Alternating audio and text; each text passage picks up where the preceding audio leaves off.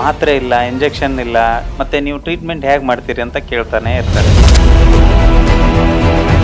ಆ ನರಗಳ ದೋಷದ್ದು ಕ್ಯೂರ್ ಮಾಡೋದು ಹೇಗೆ ಅಂತಂದರೆ ಗಂಜಿ ಮಾಡ್ಕೊಂಡು ಕುಡಿಯೋದು ಅಷ್ಟೇ.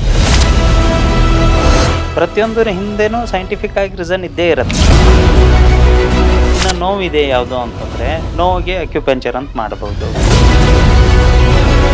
ಆ ಥರ ಪೇಷಂಟ್ಗಳಿಗೆ ಇದು ಜಸ್ಟ್ ರಾಗಿ ಗಂಜಿ ಥರ ಮಾಡ್ಕೊಂಡ್ಬಿಟ್ಟು ಕುಡಿಯೋದಿರುತ್ತೆ. ಕೈ ಎತ್ತಕ್ಕಾಗದೇ ಇರಬಹುದು, ನಡಿಯೋಕ್ಕಾಗದೇ ಇರಬಹುದು, ಇಲ್ಲಿ ಬಂದು ನಾರ್ಮಲ್ ಆಗಿ ಹೋಗ್ತದೆ. ಅವ್ರಿಗೆ ಲ್ಯಾಕ್ಸಲ್ಲಿ ಹೇಳಿರೋದನ್ನು ಸಾವಿರಗಳಲ್ಲಿ ನಾವು ಕಮ್ಮಿ ತಗೊಂಡು ಹುಷಾರಾಗ್ತಾರಲ್ಲ, ಮಂತ್ಲಿ ರಿಕವರಿ ಹಾಕೊಂಡು ಬರುತ್ತೆ. ಒಂದೇ ದಿನದಲ್ಲಿ ನಮ್ಮ ಹತ್ರ ಕಡಿಮೆ ಆಗಲ್ಲ. ಫಸ್ಟ್ ಬೆಸ್ಟ್ ಡೈಜೆಸ್ಟಿವ್ ಸಿಸ್ಟಮ್ ಅಂತ ನಾವು ಇದು ಮಾಡಿದ್ದು. ಇದರಲ್ಲಿ ಏನು ಮಾಡುತ್ತೆ, ಕಂಪ್ಲೀಟ್ ಡೈಜೆಸ್ಟಿವ್ ಸಿಸ್ಟಮ್ ಸರಿ ಮಾಡುತ್ತೆ. ಇದರಲ್ಲಿ 21 ಉಪಯೋಗ ಇದೆ. ಇದುವರೆಗೂ 21 ಉಪಯೋಗ ಇರೋ ಆಯಿಲ್ ಯಾವುದಾದ್ರೂ ನೋಡಿದ್ದೀರಾ ನೀವು? ನಮ್ಮ ಅಡ್ರೆಸ್ ಬಂದ್ಬಿಟ್ಟು ಬನಶಂಕರಿ ಟೆಂಪಲ್ ಇದೆ. ಜಸ್ಟ್ ಮುಂದೆ ಬಂದರೆ ಮೆಟ್ರೋ ಪಿಲ್ಲರ್ ನಂಬರ್ 40, ಅದ್ರ ಎದುರುಗಡೆ building, 2nd floor, complete cure divine healing centre ಅಂತ ಬೋರ್ಡ್ ಹಾಕಿದ್ದೀವಿ. ಹಾಯ್ ಹಲೋ ನಮಸ್ಕಾರ, ವೆಲ್ಕಮ್ ಟು ನ್ಯಾಷನಲ್ ಟಿವಿ. ನಾನು Pallavi N Raj.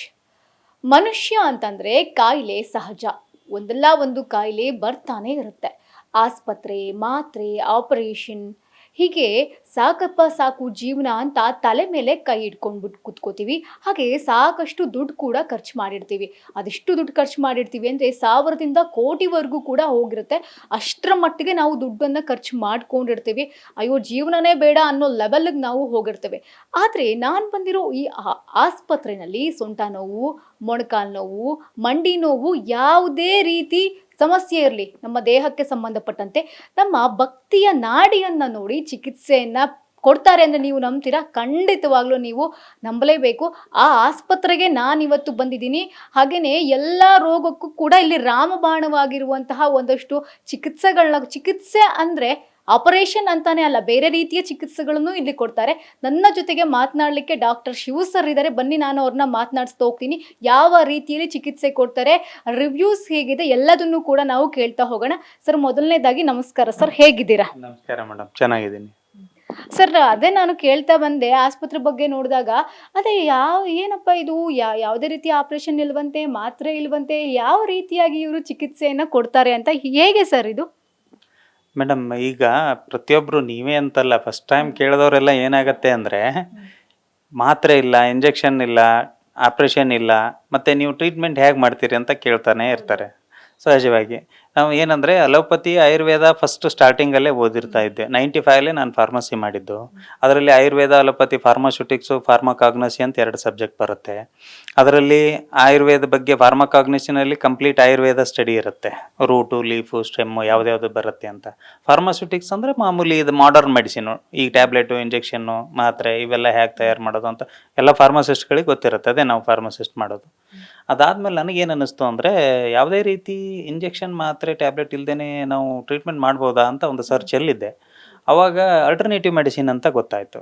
Alternative medicine ಅಂದರೆ ಏನು ಅಂದರೆ, ನಿಮಗೆ ಇಂಜೆಕ್ಷನ್, ಮಾತ್ರೆ, ಟ್ಯಾಬ್ಲೆಟ್ ಯಾವುದೂ ಬಳಸ್ತೇನೆ, ವೆದರ್ ಅಲೋಪತಿ ಆಗಿರ್ಬೋದು, ಆಯುರ್ವೇದ ಆಗಿರ್ಬೋದು, ಅದನ್ನು ಬಿಟ್ಟು ನ್ಯಾಚುರೋಪತಿ ಅಂತ ಇರುತ್ತೆ. ಇದು ನ್ಯಾಚುರೋಪತಿನಲ್ಲಿ ನಿಮಗೆ ರೆಡಿ ಫುಡ್ಡು, ಯಾವುದೇ ರೀತಿ ಅಲ್ಟ್ರ್ ಮಾಡಬಾರ್ದು ಅದನ್ನು.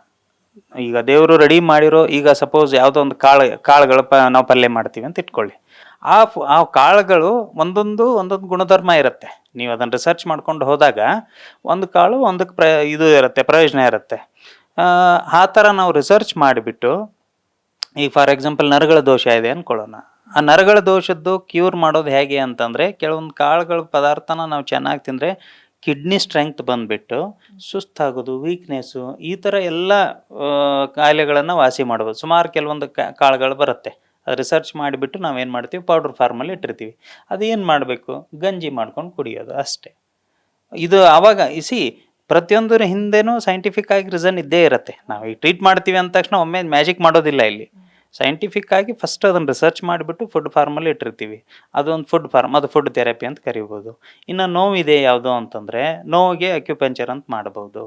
ಆಮೇಲೆ ಇನ್ನು ವೆರಿಕೋಸ್ ವೇನ್ ಅಂತಿದ್ರೆ ಕಪ್ಪಿಂಗ್ ಅಂತ ಮಾಡ್ಬೋದು.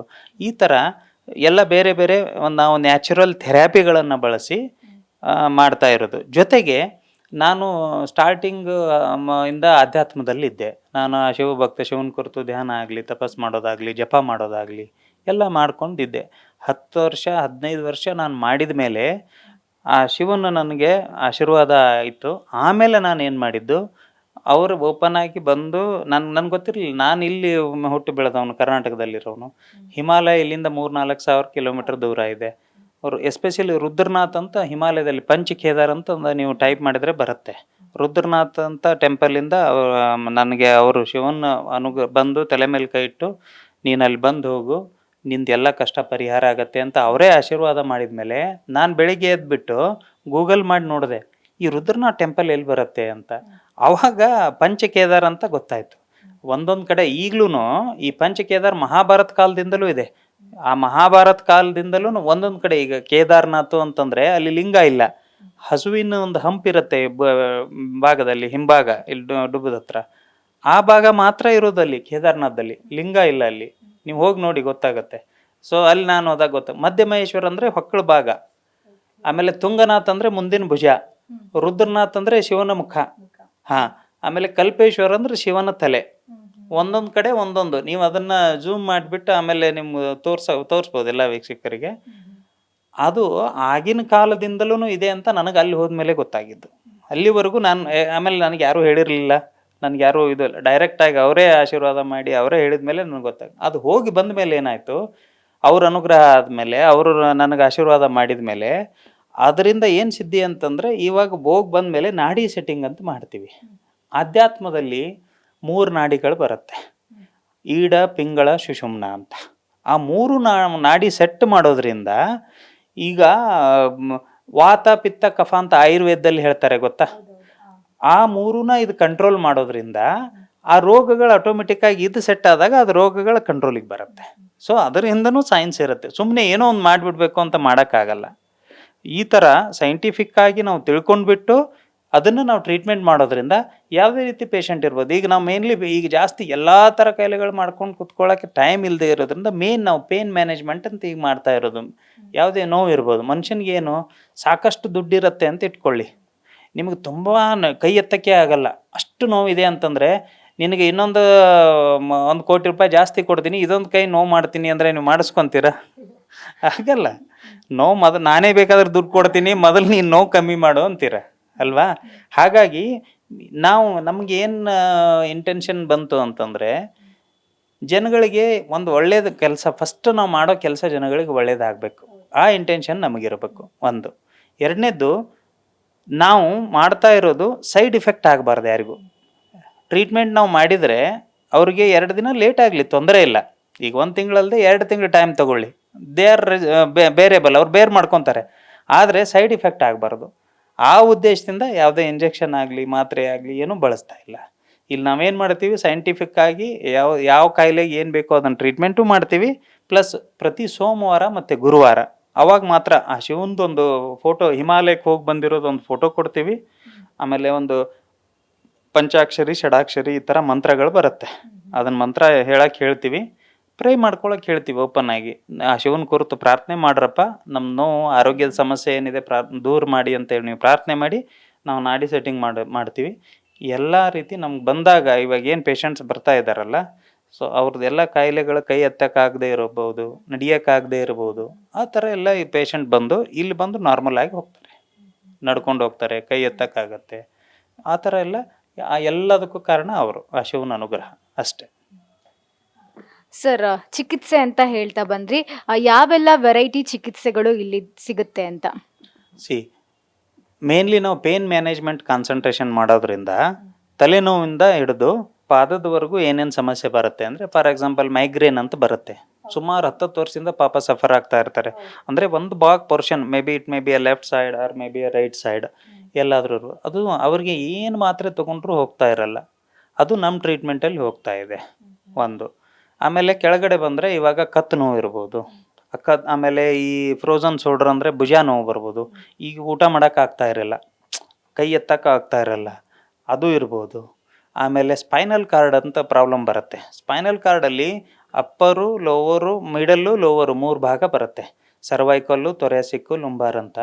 ಈ 3 ಭಾಗದಲ್ಲಿ ಅದರ ಮೂಳೆ ಏನಾದರೂ ಡಿಸ್ಕ್ ಬಲ್ಜ್ ಅಂತ ಕರಿತೀವಿ ನಾವು ಮೆಡಿಕಲ್ ಟರ್ಮಲ್ಲಿ, ಆರ್ ನರ್ವ್ ಕಾಂಪ್ರೆಷನ್ ಅಂತ ಕರಿತೀವಿ. ಆಮೇಲೆ ಏನಾದರೂ ಅಲೈನ್ಮೆಂಟ್ ತಪ್ಪಿರುತ್ತೆ, ಈ ಥರ ಸಮಸ್ಯೆಗಳು ಬರುತ್ತೆ. ಅದೆಲ್ಲನೂ ಈಗ ಅಲೋಪತಿನಲ್ಲಿ ಆಪ್ರೇಷನ್ ಅಂತ ಹೇಳಿ ಲಕ್ಷಗಳಲ್ಲಿ ದುಡ್ಡು ಕೇಳ್ತಾ ಇರ್ತಾರೆ. ನಮ್ಮ ಇಂಟೆನ್ಷನ್ ಏನು, ಜನಗಳ ಸೇವೆ ಅಂದರೆ ನಾವು ಲಕ್ಷ ತೊಗೊಂಡ್ರೆ ಪ್ರಯೋಜನ ಏನು. ನನ್ನ ಹತ್ರ ಸುಮಾರು ಜನ ಬರ್ತಾರೆ, ನರ್ವ್ ಕಂಪ್ರೆಷನ್ ಆಗಿರುತ್ತೆ, ಸ್ಪೈನಲ್ ಕಾರ್ಡು, ಅವ್ರಿಗೆ ನಡೆಯೋಕ್ಕಾಗ್ತಾರಿಲ್ಲ, ಇಬ್ಬರು ಹೊತ್ಕೊಂಡು ಬಂದಿರ್ತಾರೆ ಪಾಪ, ಅವ್ರಿಗೆ ಕಾಲು ಸೆನ್ಸೇ ಇರೋದಿಲ್ಲ. ನಾವು ಅವ್ರು ಓಪನ್ ಆಗಿ ಲಿಟ್ರಲಿ ಹೇಳ್ತಾರೆ, 2-3 ಪೇಷಂಟ್ ನನಗೆ ಹೇಳಿ, ಸರ್ 6 ಲಕ್ಷ ಹೇಳಿದ್ರು, ನನಗೆ 8 ಲಕ್ಷ ಹೇಳಿದರು ಆಪ್ರೇಷನ್ ಅಂತ. ನಾವು ಅದನ್ನು ಹೇಳಿದ್ವಿ, ನಾವು ಲ್ಯಾಕ್ಸಲ್ಲಿ ಚಾರ್ಜ್ ಮಾಡ್ಬೋದು, ನಾವು ಅವ್ರಿಗೇನು ಸರಿ ಹೋದ್ರೆ ಸಾಕಾಗಿರುತ್ತೆ, ದುಡ್ಡೇನು ಸಾಲ ಸೋಲ ಮಾಡಿ ಕೊಟ್ಬಿಡ್ತಾರೆ ಅವರು. ಬೇಡ, ನಮ್ಮ ಇಂಟೆನ್ಷನ್ ಏನು, ಲಕ್ಷಗಳಲ್ಲಿರೋದು ಬರೀ ಸಾವಿರಗಳಲ್ಲಿ ನಾವು ತೊಗೋಬೋದು. ಯಾಕೆ ತೊಗೋಬೇಕಂದ್ರೆ ಅಷ್ಟು ತೊಗೊಳ್ತಾ ಇದ್ರೆ ಇಲ್ಲಿ ನಾವು ಸರ್ವೈವ್ ಆಗೋಕ್ಕಾಗಲ್ಲ. ಲಕ್ಷಗಳಲ್ಲಿರೋದು ಸಾವಿರಗಳಲ್ಲಿ ನಾವು ತೊಗೊಳೋದ್ರಿಂದ ದೇ ಆರ್ ಆಲ್ಸೋ ಹ್ಯಾಪಿ, ಮತ್ತು ನಮ್ಮ ಇಂಟೆನ್ಷನ್ ಸರ್ವ್ ಆಗುತ್ತೆ. ಮೇನ್ ಕಮ್ಮಿ ಖರ್ಚಿನಲ್ಲಿ ಅವ್ರಿಗೆ ಲ್ಯಾಕ್ಸಲ್ಲಿ ಹೇಳಿರೋದನ್ನು ಸಾವಿರಗಳಲ್ಲಿ ನಾವು ಕಮ್ಮಿ ತೊಗೊಂಡು ಹುಷಾರಾಗ್ತಾರಲ್ಲ, ಆಮೇಲೆ ಅವ್ರು ಕೊಟ್ಟಿರೋ ದುಡ್ಡು ಇಲ್ಲೇ ಖರ್ಚಾಗಿ ಹೋಗುತ್ತೆ ನಮಗೆ, ಯಾಕೆಂದ್ರೆ ಚಾರ್ಜೇ ಕಡಿಮೆ ಮಾಡೋದು ನಾವು. ಎರಡನೇದೇನು ಅಂತಂದರೆ, ಅವರೊಂದು ವಿಶ್ ಮಾಡಿ ಹೋಗ್ತಾರೆ, ದೇವ್ರ ಡಾಕ್ಟ್ರನ್ನ ಚೆನ್ನಾಗಿಟ್ಟಿರಲಪ್ಪ ಅಂತ, ಅದು ನಮ್ಗೆ ಉಳ್ಕೊಳತ್ತೆ. ನಮಗೆ ಬೇಕಾಗಿರೋದು ಅದೇ. ಸೊ ನಾವೀಗ ಈ ಥರ ಸ್ಪೈನಲ್ ಕಾರ್ಡ್ ಟ್ರೀಟ್ಮೆಂಟ್ ಆಯಿತು. ಇನ್ನು ವೆರಿಕೋಸ್ ವೇನ್ಗೆ ಯಾವ ಅಲೋಪತಿನಲ್ಲಿ, ಆಯುರ್ವೇದ, ಹೋಮಿಯೋಪತಿ ಎಲ್ಲಿ ಟ್ರೀಟ್ಮೆಂಟ್ ಇಲ್ಲ ಆ್ಯಕ್ಚುಲಿ. ಸುಮ್ಮನೆ ಅವ್ರು ಏನೋ ಹೇಳಿದರೆ ಮಾತ್ರೆ ಇಂಜೆಕ್ಷನ್ಸ್ ಕೊಡ್ತಾ ಇರ್ತಾರೆ, ತೊಗೊಂಡಾಗ ಸ್ವಲ್ಪ ಪೇನ್ ಹೋಗುತ್ತೆ. ಆ್ಯಕ್ಚುಲಿ ವೆರಿಕೋಸ್ ವೇನ್ ಅಂತಂದರೆ ಕೆಳಗಡೆಯಿಂದ ಹಾರ್ಟಿಂದ ಎಲ್ಲ ಥ್ರೋಟ್ ಬಾಡಿಗೆ ಬ್ಲಡ್ ಸಪ್ಲೈ ಆಗುತ್ತೆ, ಅದು ಆಕ್ಸಿಜನೇಟೆಡ್ ಆಗಿಬಿಟ್ಟು, ಮತ್ತು ಅಗೇನ್ ಡಿಆಕ್ಸಿಜನೇಟೆಡ್ ಬ್ಲಡ್ಡು ಸರ್ಕ್ಯುಲೇಟ್ ಆಗಿಬಿಟ್ಟು ಆಕ್ಸಿಜನೇಟೆಡು ಡಿಆಕ್ಸಿಜನೇಟೆಡು ಈ ಥರ ಆಗ್ತಾ ಇರುತ್ತೆ ಬಾಡಿನಲ್ಲಿ. ಆ ಸರ್ಕ್ಯುಲೇಷನ್ ಆಗುವಾಗ ಲೋವರ್ ಪಾರ್ಟ್ ಆಫ್ ದ ಬಾಡಿಯಿಂದ ಟುವರ್ಡ್ಸ್ ಹಾರ್ಟಿಗೆ ಅದು ಸಪ್ಲೈ ಆಗುವಾಗ ಅಲ್ಲಲ್ಲಿ ಬ್ಲಡ್ಗಳು ಕ್ಲಾಟ್ ಆಗ್ತಾ ಇರುತ್ತೆ. ಆವಾಗ ಈ ನರಗಳು ಊತ ಬಂದು ಅದು ಗ್ರೀನಿಶ್ ಕಲರಲ್ಲಿ ಬಂದು ಆವಾಗ ಅದನ್ನು ವೆರಿಕೋಸ್ ವೇನ್ ಅಂತ ಕರಿತೀವಿ. ಅದನ್ನು ಹಾಗೆ ಬಿಟ್ಕೊಂಡು ಹೋದರೆ ಇನ್ನೂ ದಪ್ಪ ಆಗಿಬಿಟ್ಟು ಅದು ಒಡೆದಲ್ಲಿ ಸೋರೋ ಚಾನ್ಸಸ್ಗಳು ಇರುತ್ತೆ, ಕಾಲು ನೋವು ಬರೋದು, ನಡೆಯೋಕ್ಕಾಗದೇ ಇರೋದು, ಇಷ್ಟೆಲ್ಲ ಇರುತ್ತೆ. ನಮ್ಮ ಹತ್ರ ಸಾಕಷ್ಟು ಪೇಷಂಟ್ ಬರ್ತಾರೆ, ಎಸ್ಪೆಷಲಿ ಲೇಡೀಸ್ಗೆ ಜಾಸ್ತಿ. ಅವ್ರು ಸಾಕಷ್ಟು ಈ ಕಿಚನಲ್ಲಿ ನಿಂತ್ಕೊಂಡು ಕೆಲಸ ಮಾಡೋದಿರುತ್ತೆ, ಪಾಪ ಹೊರಗಡೆಯಿಂದ ಕೆಲಸ ಮಾಡ್ತಾರೆ. ಇವೆಲ್ಲ ಸೇರಿದಾಗ ಅವ್ರಿಗೆ ಪರ್ಸೆಂಟೇಜ್ ಆ್ಯಸ್ ಕಂಪೇರ್ಡ್ ಜೆಂಟ್ಸಿಗೆ ಇರುತ್ತೆ, ಬಟ್ ಕಂಪೇರ್ ಟು ಇವಾಗ ಲೇಡೀಸ್ ಜೆಂಟ್ಸ್ ಕಂಪೇರ್ ಮಾಡಿದ್ರೆ ಲೇಡೀಸ್ ಜಾಸ್ತಿ. ಯಾಕೆಂದರೆ ತುಂಬ ಹೊತ್ತು ಇವಾಗ ಏನಾಗಿದೆ, ಮೊದಲೆಲ್ಲ ಹಳೆ ಕಾಲದಲ್ಲಿ ಕೂತ್ಕೊಂಡು ಅಡುಗೆ ಮಾಡ್ತಾಯಿದ್ರು. ಇವಾಗ ಮಾಡರ್ನೈಸೇಷನ್ ಬಂದುಬಿಟ್ಟು ಇಟಾಲಿಯನ್ ಕಿಚನ್ನು ಅದು ಇದು, ಜನಗಳು ಅದು ಅರ್ಥ ಮಾಡ್ಕೊಳ್ಳಲ್ಲ. ಇಟಾಲಿಯನ್ ಫುಡ್ ಏನು ಗೊತ್ತಾ, 10 ಬೇಡ 15 ನಿಮಿಷದಲ್ಲಿ ರೆಡಿ ಆಗಿಬಿಡತ್ತೆ, ಅವ್ರು ನಿಂತ್ಕೊಂಡು ಮಾಡಿ ತಿನ್ಕೊಂಡು ಹೋಗ್ಬಿಡ್ತಾರೆ.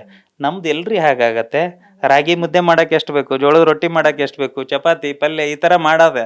ಆಮೇಲೆ ಇದು ಏನಿದು, ನೀವು ಹಬ್ಬ ಇದು ಇದ್ದರೆ ನೀವು ಹೋಳಿಗೆ ಅಂತ ಮಾಡ್ತೀರಿ, ಅದೆಲ್ಲ ಎಷ್ಟೊತ್ತು ತೊಗೊಳತ್ತೆ, ಅವರ್ಸ್ ಟುಗೆದರ್ ತೊಗೊಳತ್ತೆ. ಅದನ್ನು ನಮ್ಮ ಇಂಡಿಯನ್ ಕಲ್ಚರನ್ನ ನಾವು ಮರೆತು ಬಿಟ್ಟು ಮಾಡರ್ನೈಸೇಷನ್ ಕಡೆಗೆ ಹೋಗ್ಬಿಟ್ಟು ಅದನ್ನೆಲ್ಲ ನಿಂತ್ಕೊಂಡು ಮಾಡೋದ್ರಿಂದ ಈ ವೆರಿಕೋಸ್ ವೇನ್ ಅದು ಲೇಡೀಸ್ಗಳಿಗೆ ಸ್ಪೆಷಲಿ ಜಾಸ್ತಿ ಆಗ್ತಾ ಬಂತು. ನಮ್ಮ ಹತ್ರ ಬಂದಾಗ ಈ ಥರ ಜಸ್ಟ್ ಟಚ್ ಮಾಡಿದರೆ ಸರ್ ನಾವು ಮುಟ್ಬೇಡಿ ಅಂತ ಅನ್ನೋ ಪರಿಸ್ಥಿತಿನಲ್ಲಿರುತ್ತೆ. ನಾವು ಕೇಳಿದ ಇಷ್ಟು ದಿವಸ ಯಾಕಪ್ಪ ನೀವು ಟ್ರೀಟ್ಮೆಂಟ್ ಯಾಕೆ ಮೇಡಮ್ ಮಾಡಿಸ್ಕೊಳ್ಳಿಲ್ಲ ಅಂದರೆ, ಯಾರು ಹೇಳ್ತಾರೆ ಮೇಡಮ್ ಎಲ್ಲ ಕಡೆ ಹೋಗಿದ್ದೀವಿ ಸರ್, ಅಲೋಪತಿ, ಆಯುರ್ವೇದ, ಹೋಮಿಯೋಪತಿ ಎಲ್ಲ ಆಯಿತು, ಕಡಿಮೆ ಆಗಿಲ್ಲ, ಕೊನೆಗಿಲ್ ಬಂದು ನಮ್ಮ ಹತ್ರ ಇಲ್ಲಿ ಕಪ್ಪಿಂಗ್ ಹತ್ತಿರುತ್ತೆ. ಇದು ಈ ಕಪ್ಪಿಂಗಲ್ಲಿ ಅದೇನು ಬ್ಲಾಕೇಜ್ ಇರುತ್ತಲ್ವ, ಆ ಬ್ಲಾಕೇಜನ್ನು ನಾವು ಅದನ್ನು ತೆಗಿಯೋದ್ರಿಂದ ಆಮೇಲೆ ಕಂಪ್ಲೀಟಾಗಿ ವಾಸಿ ಆಗುತ್ತೆ. ಸೊ ಈ ಥರ ಏನು ನಾವು ಇಂಜೆಕ್ಷನ್ ಮಾತ್ರೆ ಇಲ್ಲದೇ ಒಂದೊಂದು ಥೆರಪೀಸ್ ಬಳಸಿ ಯಾವುದಕ್ಕೆ ಯಾವ ಥೆರಪಿ ಬರುತ್ತೆ ಅಂತ ನೋಡಿಕೊಂಡು, ಸೊ ಈ ಥರ ಎಲ್ಲ ರೀತಿ ಕಾಯಿಲೆಗಳನ್ನು ನಾವು ವಾಸಿ ಮಾಡ್ತಾ ಇರೋದು. ಸರ್, ಈಗ ಹಾಸ್ಪಿಟಲಿಗೆ ಬರ್ತಾರೆ, ಕೆಲವೊಬ್ರು ಲೇಡೀಸ್ ಇರ್ತಾರೆ, ಬಟ್ ಅವ್ರು ಸ್ವಲ್ಪ ಸಂಕುಚಿತ ಮನೋಭಾವದವ್ರಾಗಿರ್ತಾರೆ. ಅವ್ರಿಗಂದ್ರೆ ಜೆಂಟ್ಸಿಗೆ ಲೇಡೀಸ್ಗೆ ಏನಾದರೂ ಸಪ್ರೇಟ್ ಆಗಿರುವಂಥ ಸೆಕ್ಷನ್ ಏನಾದರೂ ಸಿಗುತ್ತಾ ಆಸ್ಪತ್ರೆಯಲ್ಲಿ? ಖಂಡಿತ. ಈಗ ಪ್ರತಿಯೊಂದು ನಾವು ಏನು ಮಾಡಿದ್ದೀವಿ, ಕರ್ಟನ್ ಹಾಕ್ಬಿಟ್ಟು ಈ ಕಡೆ ಲೇಡೀಸ್ ಸೆಕ್ಷನ್ ಬೇರೆನೇ, ಜೆಂಟ್ಸ್ ಸೆಕ್ಷನ್ ಬೇರೆ ಅಂತ ಮಾಡಿದ್ದೀವಿ. ಇಲ್ಲಿ ಬಂದರೆ ಲೇಡೀಸ್ ಇದ್ದರೆ ಲೇಡೀಸ್ಗೆ ಮಾತ್ರ ಅಲೋ ಮಾಡ್ತೀವಿ, ಆ ಕಡೆ ಜೆಂಟ್ಸ್ ಇದ್ದರೆ ಜೆಂಟ್ಸಲ್ಲಿ ಕಾಮನ್ ಆಗಿ ಅವ್ರಿಗೆ ಯಾರಾದರೂ ಅಲೋ ಮಾಡ್ತೀವಿ. ಲೇಡೀಸ್ಗೆ ಜೆಂಟ್ಸನ್ನು ಅಲೋ ಮಾಡೋದಿಲ್ಲ. ಸೊ ಲೇಡೀಸ್ ಬಂದರೆ ಸಪ್ರೇಟಾಗಿ ಟ್ರೀಟ್ಮೆಂಟ್ ಇರುತ್ತೆ, ಜೆಂಟ್ಸ್ ಬಂದರೆ ಸಪ್ರೇಟಾಗಿ ಟ್ರೀಟ್ಮೆಂಟ್ ಇರುತ್ತೆ. ಸರ್, ಒಂದ್ಸಲ ಬಂದು ತೋರಿಸ್ಕೊಂಡು ಹೋದಂತಹ ಸಂದರ್ಭದಲ್ಲಿ ಎಷ್ಟು ದಿನಕ್ಕೆ ವಾಸಿ ಆಗುತ್ತೆ, ಅಥವಾ ತಿಂಗಳುಗಳೇನಾದ್ರು ತಗೊಳುತ್ತಾ, ಹೇಗೆ ಸರ್? ಕರೆಕ್ಟ್. ಈಗ ನೋಡಿ, ಅಲೋಪತಿ ಆಯುರ್ವೇದದಲ್ಲಿ ಸುಮ್ಮನೆ ಒಂದು ಇಂಜೆಕ್ಷನ್ ಮಾತ್ರ ಏನೋ ಕೊಟ್ಬಿಟ್ಟು ಬನ್ನಿ, ನಾಳೆ ಬನ್ನಿ, ಒಂದು ವಾರ ಬಿಟ್ಟು ಬನ್ನಿ ಅಂತಾರೆ, ಆ ಥರ ಇದಲ್ಲ. ನ್ಯಾಚುರೋಪತಿ ಆಗೋದ್ರಿಂದ ಆಬ್ವಿಯಸ್ಲಿ ಇದರಲ್ಲಿ ಒಂದೇ ಸೈಡ್ ಇಫೆಕ್ಟ್ ಇಲ್ಲ ಅಂತ ನಾನು ಹೇಳಿದ್ನಲ್ಲ, ಖಂಡಿತ ಈಗಲೂ ಸೈಡ್ ಇಫೆಕ್ಟ್ ಇಲ್ಲ, ಆದರೆ ಸಮಯ ಕೊಡಬೇಕಿಲ್ಲಿ. ಈಗ ನಮ್ಮ ಹತ್ರ ಬಂದರೆ 1 month to 3 months ಅಂತ ಇರುತ್ತೆ ಯೂಶ್ವಲಿ ಕೋರ್ಸು. ವಾರದಲ್ಲಿ 5 ದಿನ ಟ್ರೀಟ್ಮೆಂಟ್ ನಾವು ಮಾಡ್ತೀವಿ. ತುಂಬಾ ಔಟ್ ಸ್ಟೇಷನ್ ಅನ್ನೋದಾದರೆ ವಾರದಲ್ಲಿ 2 ದಿನ ಕರಿತೀವಿ. It depends. ಬಟ್ ಸಮಯ ಕೊಟ್ಟರೆ ಮಂತ್ಲಿ ರಿಕವರಿ ಹಾಕೊಂಡು ಬರುತ್ತೆ. ಒಂದೇ ದಿನದಲ್ಲಿ ನಮ್ಮ ಹತ್ರ ಕಡಿಮೆ ಆಗಲ್ಲ. ನಮ್ಮ ಹತ್ರ ಬರೋರೆಲ್ಲಾನು ಏನು ಮಾಡಬೇಕು, ತಾಳ್ಮೆ ಇಟ್ಕೊಂಡು ಬರೋದಾದರೆ ಕಂಪಲ್ಸರಿ ಯಾವುದೇ ಸಮಸ್ಯೆ ಬಂದ್ರೂ ಅದನ್ನು ಮಂತ್ಲಿ ರಿಸಲ್ಟ್ 100% ಬರುತ್ತೆ. ಸೊ ಈ ಥರ 3 to 6 months ಕೋರ್ಸ್ ಅಂತ ನಾವು ಮಾಡ್ತೀವಿ. ಅದರಲ್ಲಿ ಮಂತ್ಲಿ ಅವರೇ ಹೇಳ್ತಾರೆ, ಪೇಷಂಟ್ ಹೇಳ್ತಾರೆ, ನಾವು ಹೇಳ್ಬಾರ್ದು. ಈಗ ನಾವು ಟ್ರೀಟ್ಮೆಂಟ್ ಮಾಡಿದ್ಮೇಲೆ ನಿಮ್ಗೆ ಏನೋ ತೊಂದರೆ ಅಂತ ಬಂದಿರ್ತೀರ, ನೀವು ಹೇಳ್ಬೇಕು ಅದನ್ನು ಅಲ್ವಾ. ಅಷ್ಟು ಕನ್ಫರ್ಮ್ ಆಗಿ ನಾವು ಇಲ್ಲಿ ಟ್ರೀಟ್ಮೆಂಟ್ ಮಾಡ್ತೀವಿ. ಸರ್, ನಿಮಗೆ ಶಿವನ ಅನುಗ್ರಹ ಆಗಿದೆ ಅಂತಂದ್ರಿ, ಹಾಗೇನೆ ಭಕ್ತಿಯ ನಾಡಿನ ನೋಡಿಕೊಂಡು ಚಿಕಿತ್ಸೆಯನ್ನು ಕೊಡ್ತೀವಿ ಅಂತ ಅಂದ್ವಿ. ಈಗ ಪೇಷಂಟ್ಸ್ ಎಲ್ಲ ಬಂದಾಗ ಅವರಿಗೆ ಏನೋ ಒಂದು ಸಮಸ್ಯೆ ಇರುತ್ತೆ, ಬಟ್ ಅವರಿಗೆ ಗೊತ್ತಿರಲ್ಲ ಇಂಥ ಸಮಸ್ಯೆ ನಮ್ಮ ದೇಹದಲ್ಲಿ ಇದೆ ಅಂತ ಕೆಲವೊಮ್ಮೆ ಗೊತ್ತಾಗಲ್ಲ. ಬಟ್ ನೀವು ಅದು ಇಟ್ಕೊಂಡು ನೋಡಿದಾಗ ನಿಮಗೆ ಗೊತ್ತಾಗುತ್ತೆ ಸರ್ ಅದೆಲ್ಲ ಕಂಪ್ಲೀಟ್ ಆಗಿ. ಓಕೆ, ಈಗ ನೋಡಿ ಒಂದು ಕ್ವಶನ್ ಕ್ಲಾರಿಫೈ ಮಾಡಿಬಿಡ್ತೀನಿ. ನಾಡಿ ಪರೀಕ್ಷೆ ಬೇರೆ, ನಾಡಿ ಸೆಟ್ಟಿಂಗ್ ಬೇರೆ. ನಾಡಿ ಪರೀಕ್ಷೆ ಅಂತಂದರೆ ನಾಡಿ ಮಿಡಿತ ನೋಡಿಬಿಟ್ಟು ಇದನ್ನು ಯಾವ ಕಾಯಿಲೆ ಇದೆ ಅಂತ ಕಂಡು ಹಿಡಿಬೋದು, ಹೇಳ್ಬೋದು. ಆದರೆ ಅಗೇನ್ ನಾವು ಏನಾಗತ್ತೆ, ಅಲ್ಲಿ ಡಬಲ್ ಕೆಲಸ ಆಗತ್ತೆ ನಮಗೆ. ಫಸ್ಟು ಕಂಡು ಹಿಡಿಯೋಕೆ ಒಂದಿಷ್ಟು ಟೈಮ್ ವೇಸ್ಟ್ ಆಗುತ್ತೆ. ಕಂಡು ಹಿಡಿದಾದ್ಮೇಲೆ ಮತ್ತೆ ಅದಕ್ಕೆ ಟ್ರೀಟ್ಮೆಂಟ್ ಮಾಡೋಕ್ಕೆ ಒಂದಿಷ್ಟು ಸಮಯ ವೇಸ್ಟ್ ಆಗುತ್ತೆ. ಅದ್ರ ಬದಲು ನಾವು ಏನು ಮಾಡಿದ್ದು ಅಂತಂದರೆ, ಈಗ ಬರೀ ಡೈರೆಕ್ಟಾಗಿ ಅವ್ರ ಕಾಯಿಲೆ ನಿಮ್ಗೆ ಈಗ ತೊಂದರೆ ಏನಂದರೆ ನೀವು ಬಾಯಿಯಿಂದ ಹೇಳ್ತೀರಾ. ಈಗ ಅದರಲ್ಲಿ ಟೈಮ್ ವೇಸ್ಟ್ ಮಾಡೋ ಬದಲು ಈಗ ನಿಮ್ಗೆ ಏನು ಕಾಯಿಲೆ ಅಂತ ನೋಡ್ಕೊಂಡು ಕುತ್ಕೊಳ್ಳೋ ಬದಲು ನಿಮ್ಗೇನು ಸಮಸ್ಯೆ ಅಂತ ನೀವು ಕೇಳಿದ್ರೆ ಹೇಳಲ್ವಾ. ತಲೆನೋವು ಅಂತ ಹೇಳ್ತೀರಲ್ಲ, ಭುಜ ನೋವು ಅಂತ ಹೇಳ್ತೀರ, ಹೇಳ್ಬಿಡ್ತೀರಾ. ಸೊ ಅದಕ್ಕೆ ಟ್ರೀಟ್ಮೆಂಟ್ ಏನು ಬೇಕು, ಅದನ್ನು ಯಾವುದೇ ರೀತಿ ಒತ್ತಡ ಇರ್ಬೋದು ನಿಮ್ಮ ಬಾಡಿನಲ್ಲಿ, ಏರುಪೇರು ಯಾವುದೇ ಇರಲಿ, ಆ ನಾಡಿನ ನಾವು ಕರೆಕ್ಟಾಗಿ ಸೆಟ್ ಮಾಡೋದ್ರಿಂದ ಆ ಏನು ಏರುಪೇರು ಇದೆ ಅದನ್ನು ಕಂಟ್ರೋಲ್ ಲೆವೆಲ್ ತಗೊಳೋದ್ರಿಂದ ಡೈರೆಕ್ಟಾಗಿ ಅವ್ರಿಗೆ ಕ್ಯೂರ್ ಆಗುತ್ತೆ. ಸೊ ಹೀಗಾಗಿ ನಾವು ಮಾಡ್ತಾ ಇರೋದು ನಾಡಿ ಪರೀಕ್ಷೆ ಅಲ್ಲ, ನಾಡಿ ಸೆಟ್ಟಿಂಗ್. ಸಾಮಾನ್ಯವಾಗಿ ಗೊತ್ತಿರಲ್ಲ ಎಲ್ರಿಗೂ. ಸೊ ಫಸ್ಟು ಏನು ನಾಡಿ ನೋಡಿಬಿಟ್ಟು ಹೇಳ್ಬಿಡ್ತೀರಾ, ನೀವು ಕೇಳಿದ್ರಲ್ಲ ಅದೇ ಥರ ಕೇಳ್ತಾರೆ. ನಾವು ಹಾಗೆ ನೋಡಿಬಿಟ್ಟು ಕೇಳೋದು ನೋಡೋದು ಅದು ಟೈಮ್ ವೇಸ್ಟ್ ಮಾಡಲ್ಲ. ನಾವು ಡೈರೆಕ್ಟಾಗಿ ನಾಡಿ ಸೆಟ್ಟಿಂಗ್ ಮಾಡ್ತೀವಿ. ಆ 3 ನಾಡಿ ಮಿಡಿತ ಒಂದು ಹೆಚ್ಚಿಗೆ ಇರುತ್ತೆ. ಈಗ ಈಡ ಪಿಂಗಳ ಸುಷುಮ್ನ 3 ನಾಡಿ ಅಂತ ಹೇಳಿದ್ನಲ್ಲ, ಅದು ಒಂದು ಯಾವುದೋ ಕಾಯಿಲೆ ಬಂದರೆ ಒಂದು ಮಿಡಿತ ಜಾಸ್ತಿ ಇರುತ್ತೆ, ಒಂದು ಪಲ್ಸ್ದು ಅದು ರೇಟ್ ಕಡಿಮೆ ಇರುತ್ತೆ. ನಾವೇನು ಮಾಡ್ತೀವಿ ಅದನ್ನು ಕರೆಕ್ಟಾಗಿ ನಮ್ಗೆ ಗೊತ್ತಿರುತ್ತೆ ಯಾವ ನಾಡಿ ಎಲ್ಲಿ ಹಿಡಿದು ಹೇಗೆ ಸೆಟ್ ಮಾಡೋದು ಅಂತ ಎಲ್ಲ ಅವ್ರು ಅನುಗ್ರಹಿಸಿದ್ದು. ಅದ್ರ ಮೇಲೆ ಅದನ್ನು ನಾವು ಟ್ರೀಟ್ಮೆಂಟ್ ಮಾಡೋದ್ರಿಂದ ರಿಸಲ್ಟ್ ಬರ್ತಾ ಇದೆ. ಅವರೇ ಹೇಳ್ತಾರೆ, ಇಲ್ಲ ಸರ್ ನಾವು ಲಾಸ್ಟ್ ವೀಕ್ ಬಂದಾಗಿನಗಿಂತ ಈ ವೀಕ್ ಬೆಟ್ರು, ಲಾಸ್ಟ್ ಮಂತ್ಗಿಂತ ಈ ಮಂತ್ ಬೆಟ್ರು. ಈಗ ಹೇಳ್ತೀವಿ, ಅಷ್ಟು ಸಾಕಲ್ಲ, ಅದಕ್ಕಿಂತ ಹೆಚ್ಚಿಗೆ ಇನ್ನೇನು ಬೇಕು ಅಲ್ವಾ. ಸೊ ಇದನ್ನು ನಾವು ನಾಡಿ ಸೆಟ್ಟಿಂಗ್, ನಾಡಿ ಪರೀಕ್ಷೆ ಅಲ್ಲ. ಸೊ ಇದು ನಾಡಿ ಸೆಟ್ಟಿಂಗ್ ಮಾಡ್ತೀವಿ. ಓಕೆನಾ? ಸರ್, ಇವಾಗ ಎಲ್ಲ ಆಸ್ಪತ್ರೆಗೂ ನಾವು ಹೋಗಿ ಬಂದಂತಹ ಟೈಮ್ನಲ್ಲಿ ಮಾತ್ರೆ ಸಿರಪ್ಗಳನ್ನು ಕೊಡ್ತಾರೆ, ಆದರೆ ನೀವು ಅದು ಯಾವುದನ್ನು ಕೊಡಲ್ಲ ಅಂತ ಹೇಳಿದ್ರಿ. ಸೊ ನೀವು ಅವರಿಗೆ ಚಿಕಿತ್ಸೆಯನ್ನು ಕೊಟ್ಟಂಥ ಟೈಮ್ನಲ್ಲಿ ಏನು ಕೊಡ್ತೀರಾ? ಒಂದು ಸಪೋಸು ಈಗ ನಾವು ಒಂದೊಂದು ಗ್ಯಾಸ್ಟ್ರಿಕ್ ಇದೆ ಅಂತ ಇಟ್ಕೊಳ್ಳೋಣ. ಗ್ಯಾಸ್ಟ್ರಿಕ್ ಇದೆ ಅಂತಂದರೆ ಈಗ ಮನೆಯಿಂದ ಅಡುಗೆ ಪದಾರ್ಥಗಳನ್ನು ತೊಗೊತೀವಿ ನಾವು, ಅದನ್ನು ರಿಸರ್ಚ್ ಮಾಡಿದ್ವಿ. ನಾನು ರಿಜಿಸ್ಟರ್ಡ್ ಫಾರ್ಮಸಿಸ್ಟ್, ಫಾರ್ಮುಲೇಷನ್ಸ್ ಎಲ್ಲ ನಮ್ಗೆ ಗೊತ್ತಿರುತ್ತೆ. ಹೀಗಾಗಿಬಿಟ್ಟು ನಾವು ಬೇರೆಯವ್ರ ಹತ್ರ ಹೋಗಲ್ಲ. ಇಲ್ಲಿ ನಮ್ಮ ಸೆಟಪ್ಪಿಗೆ ಏನು ಬೇಕೋ ನಾವೇ ಓನಾಗಿ ಮ್ಯಾನುಫ್ಯಾಕ್ಚರಿಂಗ್ ಮಾಡೋದು. ಫಾರ್ ಎಕ್ಸಾಂಪಲ್ ಇದು ಇದೆ, ಇದರಲ್ಲಿ ಏನಿರುತ್ತೆ ಅಂತ ನಾನು ಹೇಳೋದು ಬೇಡ. ಈಗ ನಿಮ್ಗೆ ಗೊತ್ತಾಗ್ಬಿಡತ್ತೆ, ಸ್ಮೆಲ್ ನೋಡಿದ ತಕ್ಷಣ ನೀವು ಹೇಳ್ತೀರಾ. ಅಂದರೆ ಇದು ಮೆಡಿಸಿನ್ ಅಲ್ಲ, ಆಹಾರ, ಫುಡ್ ಪೌಡರ್. ನಾನು ಹೇಳಿದ್ದೆ ಆಗ್ಲೇ, ನ್ಯಾಚುರೋಪತಿ ನಾವು ಬಳಸೋದು ಯಾವುದು, ರೆಡಿ ಫುಡ್ಡನ್ನು ಪೌಡ್ರ್ ಮಾಡಿ ಇರ್ತೀವಿ ಅಷ್ಟೇ. ಅದನ್ನು ನೀವು ಬಳಸೋಕೆ ಕೊಡ್ತೀವಿ, ರಿಸರ್ಚ್ ಮಾಡಿರ್ತೀವಿ ನಾವು. ಈಗ ಏನಿದೆ ಅಂತ ಒಂದು ಸುಮ್ಮನೆ ನೀವು ನೋಡಿ ಹೇಳಿ ಏನಿದೆ ಅಂತ. ಸ್ಮೆಲ್ ನಿಮ್ಗೆ ಗೊತ್ತಾಗತ್ತೆ, ಅದು ಯಾವುದಾದ್ರೂ ಒಂದು ಗೊತ್ತಾಗತ್ತಾ ಸ್ಮೆಲ್ಲಲ್ಲಿ? ಏನು ಗೊತ್ತಾಗತ್ತೆ, ಏನಿದೆ? ಜೀರಿಗೆ ಗೊತ್ತಾಯ್ತಾ? ಮತ್ತೆ ಈ ಥರ ನಿಮಗೆ ಜೀರಿಗೆ ಅಂತ ಐಟಮ್ಸ್ ಇದರಲ್ಲಿ ಇದೆ ಅಂತ ಗೊತ್ತಾಯ್ತಾ? ಇದು ನೀವು ತಿನ್ನೋ ಐಟಮ, ಬೇರೆ ಅಡುಗೆ ಹಾಕೋ ಐಟಮ್ ಎಲ್ಲ ಅಲ್ವಾ? ಸೊ ಇದರಲ್ಲಿ ಜೀರಿಗೆ ಅಂತ ಒಂದು 10-12 ಐಟಮ್ ಬರುತ್ತೆ. ಸೊ ಇದನ್ನು ನಾವು ಏನು ಮಾಡ್ತೀವಿ, ರಿಸರ್ಚ್ ಮಾಡಿ ಇದು ಏನು ಮಾಡುತ್ತೆ ಕೆಲಸ ಅಂದರೆ, ಫಸ್ಟ್ ಬೆಸ್ಟ್ ಡೈಜೆಸ್ಟಿವ್ ಸಿಸ್ಟಮ್ ಅಂತ ನಾವು ಇದು ಮಾಡಿದ್ದು. ಇದರಲ್ಲಿ ಏನು ಮಾಡುತ್ತೆ, ಕಂಪ್ಲೀಟ್ ಡೈಜೆಸ್ಟಿವ್ ಸಿಸ್ಟಮ್ ಇದನ್ನು ಸರಿ ಮಾಡುತ್ತೆ. ಗ್ಯಾಸ್ಟ್ರಿಕ್ ಆಗಿರ್ಬೋದು, ಹೊಟ್ಟೆ ಉಬ್ಬರ ಆಗಿರ್ಬೋದು, ಕೆಲವೊಬ್ಬರಿಗೆ ಮೋಷನ್ ಸರಿಯಾಗಿ ಆಗ್ತಾ ಇರಲ್ಲ. ಈ ಥರ ರೆಡಿ ಫಾರ್ಮಲ್ಲಿ ಪೌಡ್ರ್ ಕೊಡ್ತೀವಿ ಅಷ್ಟೇ. ಅದನ್ನು ಅದು ಮನೆಯಲ್ಲಿ ಬಳಸೋವಂಥದ್ದು. ಇದರಲ್ಲಿ ದೊಡ್ಡ ಸೀಕ್ರೆಟ್ ಏನಿಲ್ಲ. ಯಾವುದ್ಯಾವುದಕ್ಕೆ ಏನು ಪದಾರ್ಥ ಬಳಸಬೇಕು ಅಂತ ನಾವು ರಿಸರ್ಚ್ ಮಾಡಿರ್ತೀವಿ. ಒಂದು 10 ಪೇಷಂಟಿಗೆ ಕೊಟ್ಟು ಫಸ್ಟ್ ಕನ್ಫರ್ಮ್ ಆದಮೇಲೆ ಆಮೇಲೆ ಎಲ್ಲ ಪೇಷಂಟಿಗೆ ಕೊಡ್ತೀವಿ. ಆ ಥರ ರಿಸರ್ಚ್ ಮಾಡಿ ಫುಡ್ ಕೊಡ್ತೀವಿ. ಇನ್ನು ನೆಕ್ಸ್ಟ್ ಇದು ಇನ್ನೊಂದು, ಈಗ ಸುಸ್ತಾಗತ್ತೆ, ನಾನು ನಡೆದ್ರೆ ಸುಸ್ತಾಗುತ್ತೆ, ನರಗಳಿಗೆ ಆಮೇಲೆ ನನಗೆ ವೀಕ್ನೆಸ್ ಆಗಿದೆ, ಈ ವೆರಿಕೋಸ್ ವೇನ್ ಎಲ್ಲ ಆಗಿರುತ್ತಲ್ಲ, ಆ ಥರ ಪೇಷಂಟ್ಗಳಿಗೆ ಇದು ಜಸ್ಟ್ ರಾಗಿ ಗಂಜಿ ಥರ ಮಾಡ್ಕೊಂಡ್ಬಿಟ್ಟು ಕುಡಿಯೋದಿರುತ್ತೆ. ಜಸ್ಟ್ ಊಟ ಆದ ತಕ್ಷಣ ತಣ್ಣೀರಲ್ಲಿ ಹಾಕಿಬಿಟ್ಟು ನೀವು ಮಿಕ್ಸ್ ಮಾಡಿ ಒಂದು 5 ನಿಮಿಷ ಬಿಸಿ ಮಾಡಿದರೆ ನೈಸ್ ಪೇಸ್ಟ್ ಆಗುತ್ತೆ. ಹೇಗೆ ರಾಗಿ ಗಂಜಿ, ಜೋಳದ ಗಂಜಿ ಮಾಡ್ತಿರಲ್ಲ ಆ ಥರ ಗಂಜಿ ಆಗುತ್ತೆ, ಕುಡ್ಕೊಳ್ಳೋದು. ಈ ಥರ ರೆಡಿ ಫುಡ್ಡು ನಾವು ಕೊಡೋದ್ರಿಂದ ನಮ್ಮ ಯಾವ್ಯಾವ ಸಮಸ್ಯೆಗೆ ಏನು ಬೇಕೋ ಅದನ್ನು ನಾವು ರೆಡಿ ಫುಡ್ ಕೊಡೋದ್ರಿಂದ ಅದು 100% ರಿಸಲ್ಟ್ ಬರುತ್ತೆ. ಯಾಕೆಂದರೆ ರಿಸರ್ಚ್ ಮಾಡಿ ನಾವು ಕೊಟ್ಟಿರೋದ್ರಿಂದ ಅದು ರಿಸಲ್ಟ್ 100% ಬರುತ್ತೆ ಆ ಥರ. ಸರ್ ಇದನ್ನ ನೀವೇ ತಯಾರು ಮಾಡ್ತೀರಾ ಹೇಗೆ ಸರ್? ಹೌದೌದು, ರಿಸರ್ಚ್ ಮಾಡಬೇಕಾದ್ರೆ ಆಮೇಲೆ ಇದರಲ್ಲಿ ಕಾಂಪ್ಲಿಕೇಟೆಡ್ ಏನಿಲ್ಲ. ಈಗ ಒಂದೊಂದು ಪೌಡ್ರ್ ನಾವು ಸ್ಟಡಿ ಮಾಡ್ತೀವಿ. ಒಂದು ಕಾಳು ಈಗ ಒಂದು ಕಾಳು ಹಾಕಿದ್ವಿ ಅಂದರೆ ಆ ಕಾಳದ್ದು ಸೈಂಟಿಫಿಕ್ ರೀಸನ್ ಏನು, ಇದನ್ನು ಯಾವ ಕಾಯಿಲೆಗೆ ಬಳಸ್ತಾರೆ, ಇದನ್ನೆಲ್ಲ ನಾವು ರಿಸರ್ಚ್ ಮಾಡಿರ್ತೀವಲ್ಲ, ಒಂದೇ ದಿನದಲ್ಲಿ ನಾವು ಮಾಡಿರಲ್ಲ. ಯಾವುದಕ್ಕೂ ಸಾಕಷ್ಟು 10-6 ವರ್ಷ ತೊಗೊಂಡಿರ್ತೀವಿ. ಆಮೇಲೆ ಒಂದು ಫಾರ್ಮ್ ಬರುತ್ತೆ, ಅದು ಆ ಫಾರ್ಮುಲೇಷನ್ ಫಸ್ಟ್ ಏನು ಮಾಡ್ತೀವಿ, ರೆಡಿ ಆದ ತಕ್ಷಣ ಒಂದು 10 ಜನಕ್ಕೆ ಫಸ್ಟ್ ಕೊಡ್ತೀವಿ. ಫಸ್ಟ್ ಸ್ಟಾರ್ಟಿಂಗಲ್ಲಿ ದುಡ್ಡು ಇರಲ್ಲ, ಫ್ರೀಯಾಗಿ ಕೊಟ್ಟಿರ್ತೀವಿ. ಅದ್ರ ರಿಸಲ್ಟ್ ಅವ್ರು ಓಕೆ ಅಂತ ಹೇಳಿದ್ಮೇಲೆ ಆಮೇಲೆ ಫೈನಲೈಸ್ ಮಾಡಿ ಪ್ರತಿಯೊಂದು ಬರೋ ಜನರಿಗೆ ನಾವು ಕೊಡ್ತಾ ಇದ್ದೀವಿ. ಆವಾಗ ಸಕ್ಸಸ್ ಆಗುತ್ತೆ. ಸುಮ್ಮನೆ ನೋಡಿ, ಸಕ್ಸಸ್ ಒಂದೇ ದಿನದಲ್ಲಿ ಏನೋ ಮಾಡಿ ಕೊಟ್ಬಿಡ್ತೀವಿ ಅಂದ್ರೆ ಹಾಗಾಗಲ್ಲ. ನಾವು ಈ ಫೀಲ್ಡಲ್ಲಿ 15-20 ವರ್ಷದಿಂದ ಇರೋದ್ರಿಂದ ಈ ಥರ ಎಲ್ಲ ರಿಸರ್ಚ್ಗಳು ನಡೀತಾ ಇರುತ್ತೆ, ಮಾಡ್ತಾ ಇರ್ತೀವಿ. ಹಾಗಾಗಿ ನಾವು ನಡೆಯುತ್ತೆ. ಆಮೇಲೆ ಈಗ ಪೇನ್ ಇದೆ, ಒಂದು ಮಾಮೂಲಿ ಪೇನ್, ಮಸಲ್ಸ್ ಪೇನ್ ಇದೆ ಅಂದ್ಕೊಳ್ಳೋಣ, ಏನೋ ಒಂದು, ಅದಕ್ಕೆ ತುಂಬ ದೊಡ್ಡದು ಖರ್ಚೇನಿಲ್ಲ. ಒಂದು ಆಯಿಲ್ ಬರುತ್ತೆ, ಇದು ಫಾರ್ ಎಕ್ಸಾಂಪಲ್, ಇದರಲ್ಲಿ 21 ಉಪಯೋಗ ಇದೆ. ಇದುವರೆಗೂ 21 ಉಪಯೋಗ ಇರೋ ಆಯಿಲ್ ಯಾವುದಾದ್ರೂ ನೋಡಿದ್ದೀರಾ ನೀವು? ಇಲ್ಲ ಅಲ್ವಾ? ಈಗ ನೋಡಿ, ನಾವು ಇದರಲ್ಲಿ 1 to 21 ನಂಬರ್ ನೀವು ಝೂಮ್ ಮಾಡಿ ತೋರಿಸ್ಬೋದು ಅವ್ರಿಗೆ. 21 ಉಪಯೋಗ ಇರೋದು. ಇದನ್ನು ನಾವು ಏನು ಮಾಡಿದ್ದೀವಿ, ಫಸ್ಟ್ ಈ 21 ಜನರಿಗೆ ಬೇರೆ ಬೇರೆ ಇರೋ ಪ್ರಾಬ್ಲಮ್ ಇರೋರು ಕೊಟ್ಟು ನೋಡಿದಾಗ ಅವ್ರ ಫೀಡ್ಬ್ಯಾಕ್ ತೊಗೊಂಡು ಆದಮೇಲೆ ನಾವು ಬರೆದಿರೋದೇ ವಿನಃ ಸುಮ್ಮನೆ ನಮ್ಗೆ ಏನು ಅನ್ಸುತ್ತೆ ಅದು ಬರೆದಿಲ್ಲ. ಅರ್ಥ ಆಯ್ತಾ?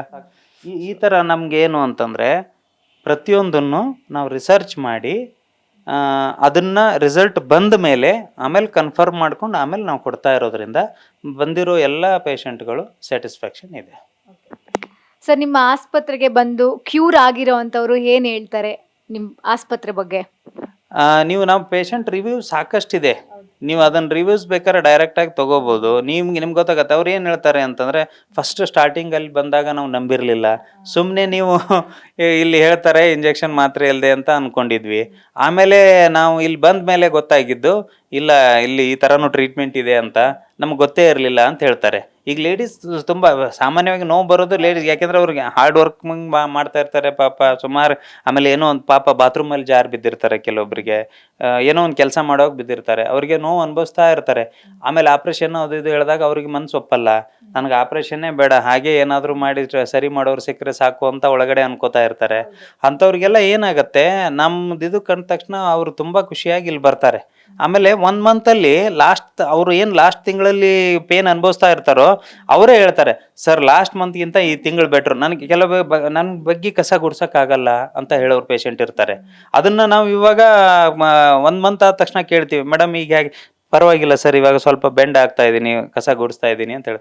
2nd ಮಂತಲ್ಲಿ, ಸರ್ ಈಗ ಆರಾಮಾಗಿ ಕಸ ಗುಡಿಸ್ಕೊಂಡು ಮನೆ ಕೆಲಸ ಮಾಡ್ಕೊಂಡು ಇರ್ತಾ ಇದ್ದೆ, ನಾನು ಈಗ 3 ವರ್ಷ 4 ವರ್ಷದಿಂದ ನಾನು ಹಾಗೇ ಒದ್ದಾಡ್ತಿದ್ದೆ, ಈಗ ಬೆಳಿಗ್ಗೆ ಎದ್ದ ತಕ್ಷಣ ಯಾಕಪ್ಪ ಕಸ ಗುಡಿಸೋದು ಬರುತ್ತೆ ಅಂತ ಇದ್ದೆ, ಈಗೆಲ್ಲ ಕ್ಲಿಯರ್ ಆಗಿದ್ದೀನಿ. ಈ ಥರ ಎಲ್ಲ ಪೇಷಂಟ್ ರಿವ್ಯೂಸ್ ಇದೆ.